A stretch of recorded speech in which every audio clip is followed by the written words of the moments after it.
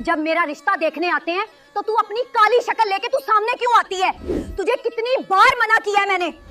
माना बहन है लेकिन औकात में रह, गले के काले तावीज की तरह मेरे गले में उटक गई है। अरे ये काली कलोटी अचानक कैसी इतनी गोरी चट्टी हो गई? ये क्या जादू हो गया? ये ऑफिसर कैसे बन गई? किसी दूर दराज गांव में दो बहनें रहती थीं, जिनकी शख्सियत और जाहिरी शक्ल सूरत में जमीन आसमान का फर्क था। बड़ी बहन का नाम जोया था और छोटी का नाम कायनात। जोया हुस्न और जमाल का पैकर थी। उसकी रंगत दूध जैसी सफेद, आंखें बड़ी और रोशन और बाल घने और लंबे थे। गांव की औरतें उसे देखकर रश्क करती थीं और कहती थीं कि यह तो किसी महल की शहजादी लगती है।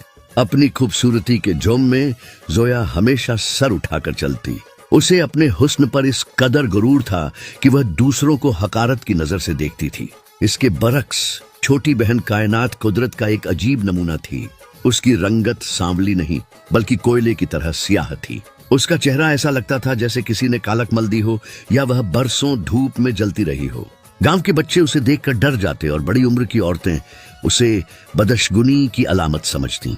मगर इस भयानक रंगत के पीछे एक इंतहाई नरम और शफ़ाफ़ दिल धड़कता था। कायनात सब्र और शुक्र की पैकर थी।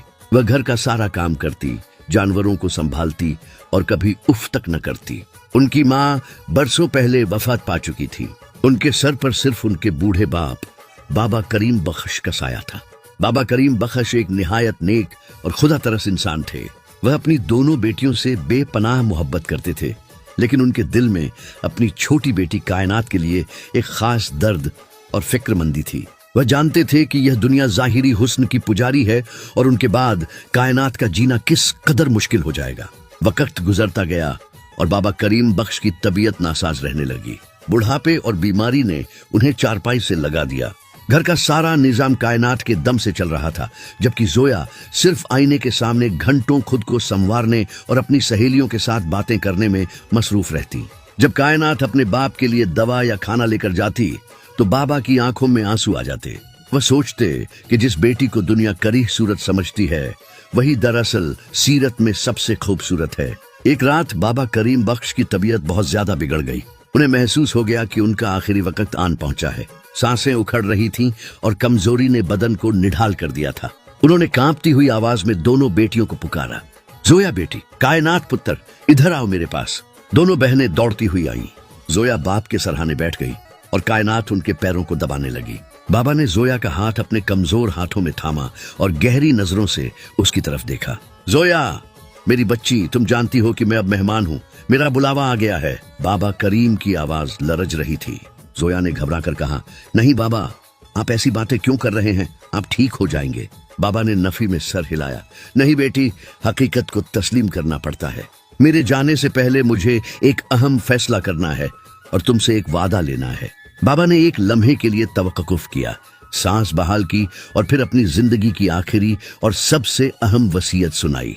बेटा, मैंने सारी जिंदगी मेहनत करके जो कुछ भी बनाया है, आज उसका बंटवारा करके जा रहा हूँ ताकि मेरे बाद तुम दोनों में झगड़ा ना हो।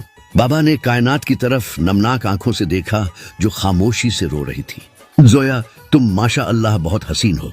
तुम्हारा रिश्ता कहीं भी आसानी से हो जाएगा, तुम्हें कोई भी अपना लेगा, तुम्हारा हुस्न तुम्हारी ढाल बन जाएगा। लेकिन मेरी ये कायनात, उनकी आवाज भर्रा गई।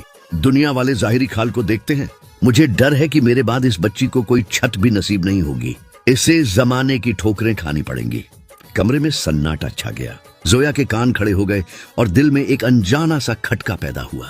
बाबा ने बात जारी रखी, इसलिए बेटा जोया, मैं ये घर और जमीनों का बड़ा हिस्सा अपनी इस काली बेटी कायनात के नाम कर रहा हूँ। मैं चाहता हूँ कि अगर कल को इसकी शादी न भी हो सके या दुनिया इसे धुतकार दे तो कम से कम इसके पास अपनी छत हो, अपना रिज्क हो, ताकि इसे किसी के आगे हाथ न फैलाना पड़े। ये अल्फाज जोया के कानों में पिघले हुए शीशे की तरह उतरे। उसकी आंखों में हमदर्दी की जगह अचानक लालच और गुस्से की चिंगारी भड़क उठी। लेकिन बाप के आखिरी वक्त का लिहाज करते हुए वह खामोश रही। मगर उसके अंदर एक तूफान मचलने लगा। बाबा ने जोया का हाथ और ज्यादा सख्ती से भींचा और कहा, बेटा, मुझे तुमसे ये वादा चाहिए कि तुम इस बात का बुरा नहीं मानोगी और मेरी इस बात की लाज रखोगी। अपनी बहन का ख्याल रखना, इसे कभी अकेला मत छोड़ना। ये तुम्हारे सहारे की मोहताज है। जोया ने बमुश्किल अपने जज्बात पर काबू पाते हुए झूठी मुस्कुराहट के साथ कहा, जी बाबा, आप फिक्र न करें, मैं कायनात का ख्याल रखूंगी। आप जो कह रहे हैं मुझे मंजूर है। बाबा करीम बख्श के चेहरे पर एक इत्मीनान की लहर दौड़ गई। उन्होंने शुक्राने के अंदाज में आंखें बंद की और कायनात के सर पर हाथ रखा। अल्लाह तुम दोनों का निगाहबान हो, ये उनके आखिरी अल्फाज थे। इसके साथ ही उनकी गर्दन एक तरफ ढलक गई और रूह कफस से अंसुरी से परवाज कर गई। कायनात ढाड़े मारकर रोने लगी। बाबा, हमें छोड़कर मत जाएं बाबा। उसकी चीखों से घर गूंज उठा। जोया भी रो रही थी, लेकिन उसके आंसू बाप की जुदाई के साथ साथ उस जायदाद के गम में भी थे जो अभी अभी उसके हाथ से निकलकर उस काली कलूटी बहन के नाम हो गई थी। गांव के लोग जमा हो गए। कफन दफन का इंतजाम किया गया। घर में सफे मातम बिछ गई। औरतें आती और कायनात की हालत देखकर अफसोस करती, मगर साथ ही सरगोशियों में ये भी कहती, बेचारी करीम बख्श की बेटियां, अब इनका क्या बनेगा, खासकर ये छोटी वाली, इसे कौन संभालेगा। तदफीन के बाद जब घर खाली हुआ और रिश्तेदार अपने अपने घरों को लौट गए तो घर की फजा अचानक बदल गई। जो घर कुछ देर पहले सोग में डूबा था, वहां अब नफरत की एक नई दास्तान जन्म लेने वाली थी। 3 दिन तक जोया खामोश रही। लोगों के सामने वह गमजदा बेटी का किरदार निभाती रही। लेकिन चौथे रोज जब कायनात बावर्ची खाने में बर्तन धो रही थी, जोया वहां आई। उसका अंदाज बदला हुआ था। उसकी आंखों में वह नफरत थी जो शायद बरसों से दबी हुई थी और बाप की वसीयत ने उसे हवा दे दी थी। कायनात ने बहन को देखा और धीमी आवाज में कहा, अपा, आपने कुछ खाया नहीं, मैं आपके लिए रोटी बना दूं। जोया ने गुस्से से कायनात के हाथ से बर्तन छीनकर दूर फेंक दिया। छन्न की आवाज से मिट्टी का प्याला टूट गया। कायनात सहम कर पीछे हट गई। तुझे रोटी की पड़ी है? जोया चिल्लाई। तूने बाबा पर ऐसा कौन सा काला जादू किया था कि वह मरते वक्त भी सारा घर तेरे नाम कर गए? कायनात हक्का बक्का रह गई। आपा, ये आप क्या कह रही हैं? मैंने तो कुछ नहीं कहा बाबा को, वह तो खुद। चुप कर मनहूस। जोया ने उसकी बात काट दी। अपनी शक्ल देखी है आईने में, कोयले की कान से निकली हुई चुड़ैल लगती है। बाबा को रहम आ गया था तेरी इस बदसूरती पर, इसलिए सब कुछ तुझे दे गए ताकि कोई तुझे मुंह लगाए। लेकिन याद रखना कायनात, कागज पर घर तेरे नाम होने से तू इस घर की मालकिन नहीं बन जाएगी। इस घर में वही होगा जो मैं चाहूंगी। कायनात की आंखों से टप टप आंसू गिरने लगे। उसके काले रुखसारों पर आंसू मोतियों की तरह चमक रहे थे। आपा, मुझे जायदाद नहीं चाहिए, मुझे सिर्फ आपका प्यार चाहिए। बाबा के बाद आप ही तो मेरी सब कुछ है। मेरा प्यार। जोया ने एक जहरीली हंसी हंसी। इस काले चेहरे के साथ तुम मेरे प्यार की उम्मीद रखती हो? तुम इस घर पर एक दाग हो, दाग। जब तक बाबा जिंदा थे मैं खामोश थी, लेकिन अब मेरी बर्दाश्त खत्म हो चुकी है। अब देखना मैं तुम्हारे साथ क्या करती हूँ। ये कहकर जोया पैर पटकती हुई कमरे से बाहर निकल गई और कायनात टूटे हुए बर्तनों के दरमियान बैठकर अपनी बदकिस्मती पर रोने लगी। ये जुल्म की शुरुआत थी। बाप की कब्र की मिट्टी अभी सूखी भी नहीं हुई थी कि सगी बहन दुश्मन बन चुकी थी। कायनात को अंदाजा नहीं था कि आने वाले दिन उसके लिए कितने कठिन होने वाले हैं और ये काला रंग उसे किन किन आजमाइशों में डालने वाला है। दिन गुजरते गए और जोया का जुल्म बढ़ता गया। मगर एक रोज गांव में हलचल मच गई, क्योंकि शहर से एक बहुत बड़े जागीरदार घराने के लोग जोया का रिश्ता देखने आ रहे थे।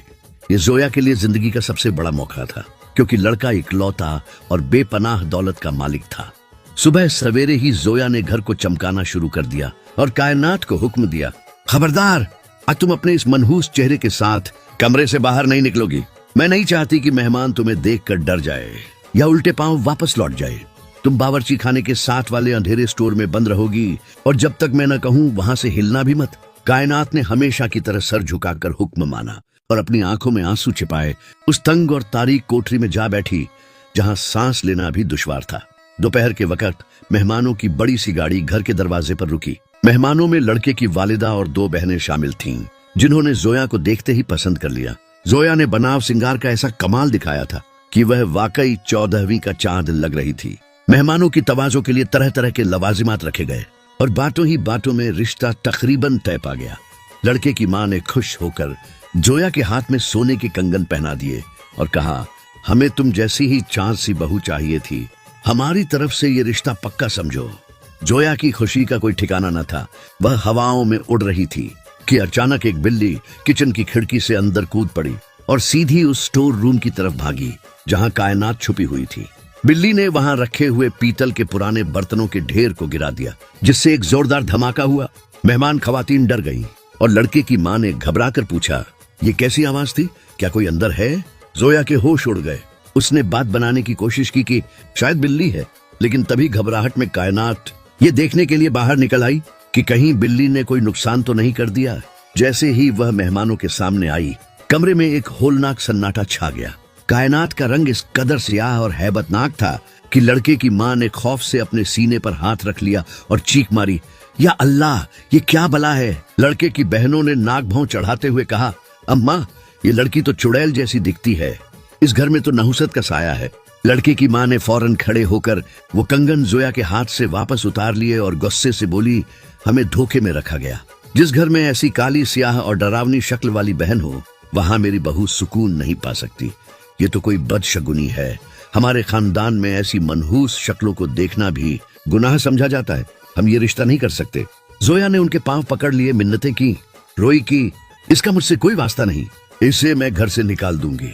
मगर मेहमानों ने एक न सुनी और मनहूस साया की गर्दान करते हुए गुस्से में घर से निकल गए। उनके जाते ही जोया, जिसके अरमानों का महल पल भर में जमीन बोस हो गया था, एक जख्मी शेरनी की तरह कायनात की तरफ पलटी। उसकी आंखों में खून उतर आया था। उसने आओ देखा न ताओ कायनात के बाल नोच लिए और उसे घसीटते हुए सहन में ले आई। तेरी वजह से, सिर्फ तेरी वजह से आज मेरी जिंदगी बर्बाद हुई है। जोया दीवानों की तरह चीख रही थी। बाबा ने जायदाद तेरे नाम की, मैं चुप रही। तू घर में बोझ बनी रही, मैं चुप रही। लेकिन आज तूने मेरा मुस्तकबिल छीन लिया है। तू जब तक जिंदा रहेगी, मेरा घर कभी नहीं बसेगा। अब तेरा खात्मा जरूरी है। कायनात दर्द से कराह रही थी और रोते हुए अपनी सफाई पेश कर रही थी, मगर जोया के सर पर खून सवार था। उस रात जोया सोई नहीं। वह सारी रात कायनात को खत्म करने का मंसूबा बनाती रही। अगली सुबह सूरज निकलते ही जोया का अंदाज बिल्कुल बदला हुआ था। उसके चेहरे पर गुस्से की जगह एक अजीब सी मसनूई मिठास थी। वह कायनात के पास आई, जो रात के तशद्दुद की वजह से सहमी हुई बैठी थी। जोया ने मगरमच्छ के आंसू बहाते हुए कहा, कायनात मेरी बहन, मुझे माफ कर दो। कल मेरा रिश्ता टूटने के गम में मुझे होश नहीं रहा था। मैं बहक गई थी। बाबा ने मरते वक्त कहा था कि तेरा ख्याल रखूं, और देखो मैंने तुम्हारे साथ क्या किया। मैं बहुत शर्मिंदा हूँ। आओ आज हम दोनों बहनें पुरानी बातें भूलकर कहीं बाहर चलते हैं। गांव के पास वाले जंगल में जो आबशार और तालाब है, वहां जाकर दिल बहलाते हैं। मासूम और भोली कायनात अपनी बहन की ये तब्दीली देखकर हैरान तो हुई, मगर उसका दिल इतना साफ था कि उसने फौरन यकीन कर लिया और खुश हो गई कि शुक्र है आपा का गुस्सा ठंडा हो गया। वह नहीं जानती थी कि ये मोहब्बत नहीं बल्कि मौत का बुलावा है। दोनों बहनें घर से निकलीं और जंगल के रास्ते पर चल पड़ी। जोया उसे बातों में लगाकर गांव से काफी दूर उस वीरान जगह ले गई, जहां एक गहरा तालाब था, जिसे लोग खूनी तालाब भी कहते थे, क्योंकि वहां पानी बहुत गहरा था। किनारे पर पहुंचकर जोया ने कहा, देखो कायनात, पानी में कितनी प्यारी मछलियां हैं, जरा झुक कर देखो तो सही।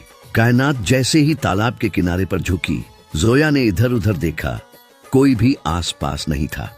उसने अपने दोनों हाथों से पूरी ताकत लगाकर कायनात को जोरदार धक्का दिया। कायनात के मुंह से एक चीख निकली और वह छपाक से गहरे पानी में जा गिरी। उसे तैरना नहीं आता था, इसलिए वह फौरन गोते खाने लगी। जोया ने इत्मीनान की एक गहरी सांस ली और मुस्कुराते हुए बोली, जा काली बला, जाकर मछलियों का पेट भर। अब सारा घर भी मेरा है और मेरी खुशियों के रास्ते की रुकावट भी खत्म। ये कहकर जोया वहां से उल्टे पांव भाग निकली ताकि कोई उसे वहां देख न ले। इधर कायनात पानी में डूब रही थी। मौत उसके सामने रक्स कर रही थी। उसकी सांसें उखड़ रही थीं।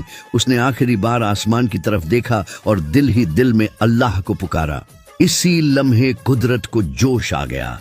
उसी तालाब के दूसरे किनारे पर झाड़ियों के पीछे एक सफेद रेश बुजुर्ग, जिनके चेहरे पर बला का नूर था, वुजू फरमा रहे थे। उन्होंने पानी में हलचल और किसी के डूबने की आवाज सुनी तो फौरन पानी में छलांग लगा दी। वह बुजुर्ग अल्लाह के खास वलियों में से थे। उन्होंने कायनात का बाजू थामा और उसे खींचकर किनारे पर ले आए। कायनात बेहोश हो चुकी थी। बुजुर्ग ने उसके पेट से पानी निकाला और फिर अपनी चादर उस पर डाल दी। जैसे ही वह बुजुर्ग कायनात के चेहरे की तरफ मुतवज्जा हुए और अफसोस से कहा, ऐ दुनिया के सताए हुए इंसान, तेरी शक्ल ने तुझे अपनों से दूर कर दिया। उन्होंने रहम खाकर अपने प्याले से तालाब का पानी लिया उस पर कुछ दम किया और कायनात के काले सियाह चेहरे पर छींटे मारे। अल्लाह की कुदरत और उस वली की दुआ की तासीर फौरन जाहिर हुई। पानी के छींटे पड़ते ही कायनात की जिल्द से सियाह रंग ऐसे बहने लगा जैसे किसी ने कालक धो दी हो। वह काला और करीह चेहरा जो सबकी नफरत का बाइस था, आहिस्ता आहिस्ता बदलने लगा। सियाही पिघलकर पानी में मिल रही थी और नीचे से चांद जैसी चमकती हुई गोरी रंगत नुमूदार हो रही थी। अब भी कायनात होश में नहीं आई थी, लेकिन कुदरत उसके साथ वह इंसाफ करने जा रही थी जिसका तसव्वुर भी जोया ने नहीं किया था। वह बहन जिसे वह मौत के घाट उतार कर गई थी, अब एक नई जिंदगी और एक नए रूप के साथ जागने वाली थी। एक ऐसा रूप जो शायद खुद जोया के हुस्न को भी मात दे देगा। कायनात को जब होश आया तो उसने खुद को एक बड़े से दरख्त के नीचे लेटा हुआ पाया। उसका सर उस बुजुर्ग की गोद में नहीं था, बल्कि जमीन पर बिछी एक चटाई पर था और वह बुजुर्ग आग जलाकर उसके पास बैठे कुछ पढ़ रहे थे। कायनात हड़बड़ाकर उठी और अपने जिस्म को टटोला। उसे यकीन नहीं आ रहा था कि वह जिंदा है। उसने घबराकर पूछा, बाबा मैं कहाँ हूँ? क्या मैं मर चुकी हूँ? बुजुर्ग ने शफकत से उसके सर पर हाथ फेरा और एक गहरी और पुरअसरार मुस्कुराहट के साथ बोले, नहीं बेटी, तुम मरी नहीं हो, बल्कि तुमने आज एक नया जन्म लिया है। अल्लाह ने तुम्हें नई जिंदगी दी है ताकि तुम दुनिया को दिखा सको कि जिसे वह हकीर समझते थे वह दरअसल क्या है। कायनात ने हैरानी से अपने हाथों की तरफ देखा तो उसकी चीख निकल गई। वे हाथ जो कभी कोयले की तरह सियाह और खुरदुरे थे, अब चांद की तरह सफेद और रेशम की तरह मुलायम थे। वह भागकर तालाब के किनारे गई और पानी में अपना अक्स देखा। उसे अपनी आंखों पर यकीन नहीं आया। पानी में जो चेहरा नजर आ रहा था वह किसी हूर से कम नहीं था। सितवा रोशन आंखें और गुलाब की पंखुड़ियों जैसे होंठ। वह खूबसूरती में अपनी बहन जोया से कहीं आगे निकल चुकी थी। वह खुशी और हैरानी के मिले जुले जज्बात से रोने लगी और बुजुर्ग के कदमों में गिर गई कि बाबा ये सब क्या है? ये मैं कैसे हो गई? तब बुजुर्ग ने वह राज खोला जिसने कायनात के पैरों तले से जमीन निकाल दी। बुजुर्ग ने कहा, बेटी गौर से सुनो, तुम पैदाइशी काली नहीं थी और न ही कुदरत ने तुम्हें बदसूरत बनाया था। दरअसल जब तुम दोनों बहनें अपनी माँ के पेट में थीं, तो तुम्हारे खानदान के किसी शदीद दुश्मन ने तुम्हारी माँ पर इंतहाई खतरनाक काला जादू किया था, जिसका मकसद तुम्हारी माँ और होने वाली औलाद को खत्म करना था। लेकिन चूंकि तुम दोनों जुड़वां थीं या तुम्हारी रूह ज्यादा ताकतवर थी, इसलिए तुमने माँ के पेट में ही अपनी बहन जोया को बचाने के लिए वह सारा जहर और काला असर अपने वजूद पर ले लिया। वह सियाही दरअसल तुम्हारी बदसूरती नहीं थी, बल्कि वह कुर्बानी की राख थी जो तुमने अपनी बहन के लिए बर्दाश्त की। तुमने अपनी खूबसूरती कुर्बान करके जोया को गोरा रंग बख्शा था। तुम बचपन से इस ढाल को ओढ़े फिरती रही जिसने जोया को बचाया, और अफसोस आज उसी बहन ने तुम्हें मारने के लिए धक्का दिया। ये सुनकर कायनात ढाड़े मारकर रो पड़ी। उसे अपनी बहन की बेहिस्सी पर शदीद दुख हुआ कि जिसके लिए उसने अनजाने में इतनी बड़ी कुर्बानी दी, उसी ने उसे डुबो दिया। बुजुर्ग ने उसे दिलासा दिया और एक अहम नसीहत की, बेटी अब वापस गांव मत जाना। अगर तुम इस रूप में वहां गई तो जोया तुम्हें पहचान लेगी और हो सकता है इस बार वह तुम्हें जान से मारने का कोई ऐसा तरीका ढूंढे कि तुम बच न सको। तुम बहुत भोली और सीधी हो, तुम्हें दुनिया का मुकाबला करने के लिए सख्त होना पड़ेगा। जोया जैसी चालाक औरत से निपटने के लिए तुम्हें ताकत और अकल की जरूरत है। बुजुर्ग ने अपनी झोली से एक पर्ची निकाली और कायनात को देते हुए कहा, शहर में मेरी एक मुंह बोली बेटी रहती है जो एक बहुत बड़े फलाही इदारे और फैशन की दुनिया की मालिक है। वह बहुत नेक औरत है लेकिन बे औलाद है। तुम उसके पास जाओ, मैं उसे पैगाम भिजवा दूंगा। वह तुम्हें अपनी बेटी की तरह रखेगी। वहां रहकर तुम तालीम हासिल करो, दुनिया के तौर तरीके सीखो, फैशन और मॉडर्न दुनिया को समझो और खुद को इतना काबिल बनाओ कि कल जब तुम वापस आओ तो कोई तुम्हें दबा न सके, बल्कि दुनिया तुम्हारे आगे झुके। तुम्हें अब कायनात नहीं बल्कि एक नई पहचान बनकर उभरना होगा। कायनात ने बुजुर्ग की बात पल्ले बांध ली और दिल में अहद किया कि अब वह रोएगी नहीं बल्कि अपनी जिंदगी बदल कर दिखाएगी। दूसरी तरफ गांव में जोया ने कहराम मचा रखा था। वह मगरमच्छ के आंसू बहाती हुई गांव में दाखिल हुई और चीख चीख कर लोगों को बताने लगी, हाय मेरी बहन, हाय मेरी कायनात, हम तालाब पर सैर कर रहे थे कि उसका पांव फिसल गया। मैंने बचाने की बहुत कोशिश की, लेकिन वह गहरे पानी में डूब गई।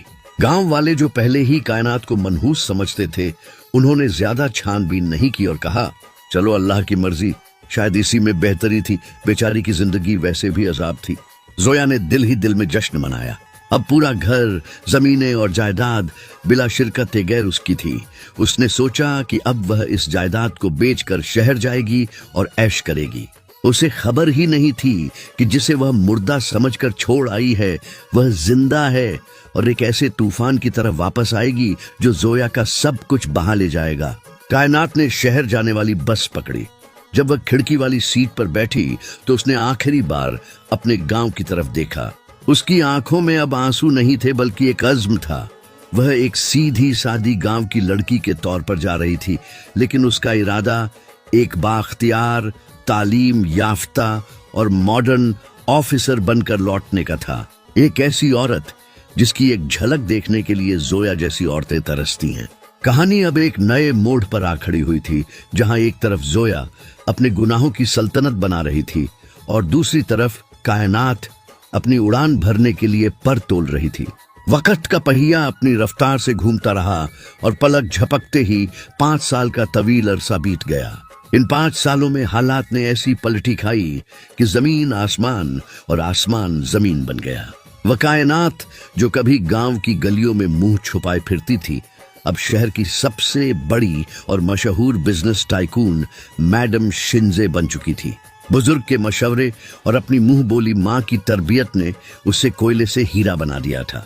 उसका फैशन ब्रांड KZ पूरे मुल्क में मशहूर था और वह इतनी हसीन और मॉडर्न हो चुकी थी कि बड़े बड़े एक्टर्स और मॉडल्स उसकी एक झलक देखने के लिए तरस रहे थे। उसका उठना बैठना, इंग्लिश बोलने का अंदाज और उसका रौब व दबदबा ऐसा था कि जब वह अपने दफ्तर में दाखिल होती तो पूरा स्टाफ अदब से खड़ा हो जाता। दूसरी तरफ जोया का अंजाम इबरतनाक हुआ था। वह गांव की सारी जायदाद बेचकर शहर आई थी और एक लालची शख्स से शादी कर ली थी, जिसने उसकी सारी दौलत जुए और शराब में उड़ा दी और एक दिन उसे सड़क पर बेयार और मददगार छोड़कर भाग गया। अब जोया के पास न सर छुपाने को जगह थी और न खाने को रोटी। वह दर दर की ठोकरें खा रही थी। उसका वह गुरूर, वह हुस्न और वह अकड़ फाकों ने खाक में मिला दी थी। कपड़े मैले कुचैले और चेहरे पर हवाइयां उड़ रही थीं। एक दिन उसे किसी ने बताया कि शहर के सबसे बड़े फैशन हाउस में सफाई करने वाली और चाय बनाने वाली औरत की जरूरत है। भूख से निढाल जोया गिरती पड़ती उस आलीशान इमारत के सामने पहुंची। शीशे की बनी हुई फलकबोस इमारत देखकर उसकी आंखें खुली की खुली रह गईं। गेट पर खड़े गार्ड ने उसे फकीरनी समझकर धक्के देकर रोक दिया। ए बीबी, कहाँ जा रही हो? ये कोई खैरात खाना नहीं है, चलो भागो यहाँ से।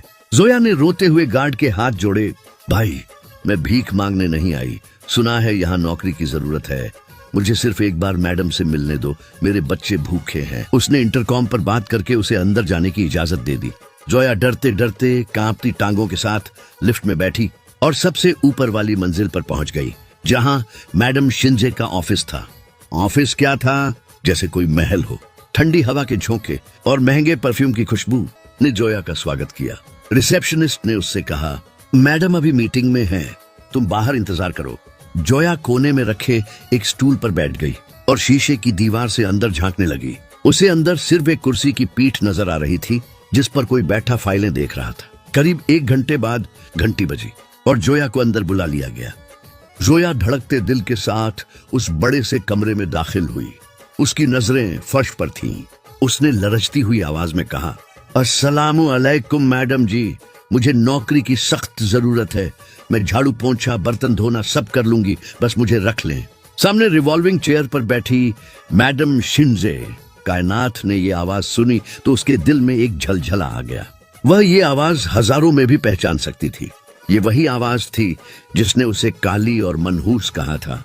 ये उसकी सगी बहन थी जिसने उसे तालाब में धक्का दिया था। कायनात ने खुद को संभाला, अपने चेहरे पर इंतहाई संजीदगी और रौब तारी किया और आहिस्ता से अपनी कुर्सी घुमाई। जैसे ही कुर्सी घूमी, जोया ने सर उठाकर देखा और देखती ही रह गई। सामने एक निहायत खूबसूरत, मॉडर्न और बाकार खातून बैठी थी, जिसने आंखों पर कीमती चश्मा लगाया हुआ था। जोया उसके हुस्न की ताब न ला सकी और आंखें झपकना भूल गई।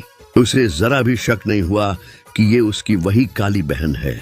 कायनात ने चश्मा थोड़ा नीचे किया और अपनी खानदानी दुश्मन को पांव की ठोकरों में देखकर एक तंजिया मुस्कुराहट दबाई। उसने अपना लहजा बदलकर भारी और रौबदार आवाज में पूछा, तुम्हारा नाम क्या है और तुम क्या काम कर सकती हो? हमारे स्टैंडर्ड्स बहुत हाई हैं। जोया ने हाथ जोड़कर कहा, मैडम मेरा नाम जोया है। मेरे हालात बहुत बुरे हैं। मैं हर छोटा बड़ा काम कर लूंगी। आप जो कहेंगी आपके जूते भी साफ करूंगी। बस मुझे 2 वक्त की रोटी दे दें। कायनात के दिल में आया कि अभी उठकर बताए कि मैं कौन हूँ, मगर उसने सोचा कि इतनी जल्दी नहीं, अभी तो खेल शुरू हुआ है। जोया को उसके तकब्बुर की सजा मिलनी बाकी है। कायनात ने मेज पर पड़ी घंटी बजाई और अपने असिस्टेंट को बुलाया। मैनेजर, इस औरत को रख लो। जोया खुशी से निहाल हो गई, मगर कायनात ने बात जारी रखते हुए कहा, लेकिन इसका काम पूरे ऑफिस के बाथरूम साफ करना और मेरे पर्सनल स्टाफ की जूतियां सीधी करना होगा। और याद रहे, अगर जरा सी भी गलती हुई तो धक्के देकर बाहर निकाल देना। ये सुनकर जोया की आंखों में आंसू आ गए। वह जो कभी शहजादी बनी फिरती थी, आज बैतुल खला साफ करने पर मजबूर थी। लेकिन मरती क्या ना करती। उसने सर झुकाकर कहा, जी मैडम, मुझे मंजूर है। कायनात ने उसे हाथ के इशारे से जाने का हुक्म दिया। जोया उलटे कदमों शुक्र अदा करती हुई बाहर निकल गई। उसके जाने के बाद कायनात अपनी कुर्सी से उठी, खिड़की के पास जाकर शहर का नजारा किया और झेरे लब मुस्कुराते हुए बोली, जोया, तुमने मुझे गहरे पानी में धक्का दिया था ना? अब देखना मैं तुम्हें जिंदगी के किस समुंदर में गोते लगवाती हूँ। तुम मेरे ही टुकड़ों पर पलोगी और रोज मरकर जियोगी। अभी तो तुमने सिर्फ मेरा चेहरा देखा है, मेरा इंतकाम देखना अभी बाकी है। दफ्तर में मैडम शिंजे के जाहो जलाल और सख्तगीर रवैये ने जोया की जिंदगी अजीरन कर रखी थी।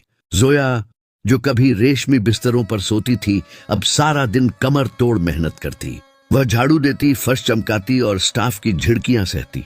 हर रोज वह मैडम शिंजे को देखती और दिल ही दिल में रश्क और हसद से जलती कि काश ये तख्त व ताज मेरा होता। उसे जरा भी अंदाजा नहीं था कि वह जिसकी जूतियां सीधी कर रही है, वह वही बहन है जिसे उसने मछलियों की खुराक बनने के लिए छोड़ दिया था। एक दिन ऑफिस में एक बहुत बड़ी तकरीब थी जिसमें शहर के बड़े बड़े बिजनेसमैन मदाऊ थे। जोया को हुक्म मिला कि वह मेहमानों को ड्रिंक्स पेश करेगी। जोया कांपते हाथों के साथ ट्रे उठाए मेहमानों के दरमियान घूम रही थी। अचानक उसकी नजर सामने सोफे पर बैठी मैडम शिंजे पर पड़ी, जो आज सुर्ख लिबास में कयामत ढा रही थी। जोया एक लम्हे के लिए उनके हुस्न में खो गई और उसे अपने माजी का वह वक्त याद आ गया जब वह खुद को सबसे खूबसूरत समझती थी। इसी ख्याल में उसका पांव कालीन में उलझा और जूस से भरे गिलास सीधे एक मुअज्जज मेहमान के महंगे सूट पर जा गिरे। हॉल में सन्नाटा छा गया। मेहमान ने गुस्से से जोया को धक्का दिया और चिल्लाया, अंधी हो क्या? 2 कौड़ी की नौकरानी, मेरे लाखों के कपड़े खराब कर दिए। जोया जमीन पर गिर गई और गिड़गिड़ाने लगी, साहब माफ कर दें, गलती हो गई। मैनेजर भागता हुआ आया और जोया को बाजू से पकड़कर घसीटने लगा। तुम्हें तो मैं आज नौकरी से निकाल कर ही दम लूंगा, तुम इस काबिल ही नहीं हो। तभी एक गरजदार आवाज गूंजी, रुक जाओ। ये मैडम शिंजे थीं। वह अपनी नशिस्त से उठी और आहिस्ता आहिस्ता चलती हुई जोया के करीब आईं। उनके चेहरे पर एक अजीब सा सुकून और आंखों में एक तूफान छुपा हुआ था। मैनेजर फौरन पीछे हट गया। मैडम शिंजे ने जोया को जमीन पर पड़े देखा, जो खौफ से थर-थर कांप रही थी। इसे मेरे केबिन में ले आओ, मैडम ने हुक्म दिया और खुद अपने कमरे की तरफ बढ़ गई। केबिन में जोया सर झुकाए खड़ी थी। उसे यकीन था कि आज उसकी नौकरी खत्म और शायद पुलिस केस भी बन जाएगा। मैडम शिंजे अपनी कुर्सी पर बैठने के बजाय जोया के बिल्कुल सामने आकर खड़ी हो गई। सर उठाओ जोया। मैडम की आवाज में एक ऐसी मानूसियत थी कि जोया चौंक गई। उसने डरते डरते नजरें उठाईं। मैडम शिंजे ने अपनी आंखों से महंगा चश्मा उतारा और मेज पर रख दिया। फिर उन्होंने अपनी मेज की दराज से एक पुरानी मुड़ी टुड़ी तस्वीर निकाली और जोया के सामने लहरा दी। ये तस्वीर जोया और कायनात के बचपन की थी, जिसमें जोया मुस्कुरा रही थी और काली कलूटी कायनात उदास खड़ी थी। जोया की आंखें फटी की फटी रह गईं। ये तस्वीर आपके पास कैसे आई? उसकी आवाज हलकर में अटक गई। मैडम शिंजे ने एक कदम और करीब बढ़ाया और उनकी आवाज भर्रा गई। क्यों जोया आपा, क्या तुमने अपनी उस बहन को इतनी जल्दी फरामोश कर दिया जिसे तुमने खूनी तालाब में मछलियों को खिलाने के लिए धक्का दिया था? जोया के पैरों तले से जमीन निकल गई। कमरा घूमने लगा। उसके कानों में साई साई होने लगी। नहीं, ये नहीं हो सकता। वह तो काली थी, वह तो मर गई थी। जोया दीवानों की तरह बड़बड़ाने लगी। कायनात, मैडम शिंजे ने जोया के दोनों कंधे पकड़कर उसे झंझोड़ा। गौर से देखो मेरी आंखों में, मैं वही कायनात हूं, वही मनहूस साया, वही काली बला जिसे तुमने अपनी खुशियों के रास्ते से हटाने के लिए मार डाला था। लेकिन देखो, अल्लाह ने तुम्हारे जुल्म को मेरी ताकत बना दिया। जिस पानी में तुमने मुझे डुबोया, उसी पानी ने मुझे ये रूप दिया। फिर कायनात ने जोया को वह सब कुछ बता दिया जो उस वली ए अल्लाह बुजुर्ग ने बताया था। तुम्हें पता है जोया, तुम पैदाइशी खूबसूरत नहीं थी। माँ के पेट में तुम पर काला जादू किया गया था ताकि तुम बदसूरत पैदा हो या मर जाओ। मैंने अपनी माँ की कोख में वह सारा जहर, वह सारी स्याही अपने जिस्म पर ले ली थी ताकि तुम बच जाओ, ताकि तुम खूबसूरत पैदा हो सको। मेरी स्याही मेरी बदसूरती नहीं थी, वह तुम्हारी जान का सदका थी। मैं सारी जिंदगी वह काला लिबादा ओढ़ कर फिरती रही और तुम उसी काले रंग की वजह से मुझसे नफरत करती रही। जिस बहन ने पैदा होने से पहले तुम पर जान वार दी, तुमने उसे जीने का हक भी नहीं दिया। कायनात की ये बात किसी बम की तरह जोया के दिल पर लगी। हकीकत इतनी भयानक और तल्ख थी कि जोया बर्दाश्त न कर सकी। वह चीख मारकर कायनात के पैरों में गिर गई। हाय अल्लाह, मैंने ये क्या कर दिया? मैं कितनी बड़ी जालिम निकली। जोया जमीन पर सर पटक पटक कर रोने लगी। उसका रोना इतना दर्दनाक था कि पत्थर भी पिघल जाए। मैंने अपनी मोहसिन को मारने की कोशिश की, मुझे जमीन फाड़ कर खा क्यों नहीं जाती? कायनात, मुझे माफ मत करना, मुझे जूते मारो, मुझे पुलिस के हवाले कर दो, मुझे जान से मार दो, मैं जीने के काबिल नहीं हूं। कायनात अपनी जगह पत्थर की मूरत बनी खड़ी थी। उसकी आंखों से भी आंसू जारी थे। बरसों का गुबार निकल रहा था। उसने देखा कि जोया अपनी पेशानी रगड़ रगड़ कर लहू लुहान कर चुकी है। कायनात झुकी और जोया का हाथ पकड़कर उसे उठाया। मैं चाहूं तो आज तुमसे बदतरीन बदला ले सकती हूं जोया। मैं तुम्हें जेल भिजवा सकती हूं, तुम्हें सड़क पर भीख मांगने पर मजबूर कर सकती हूं।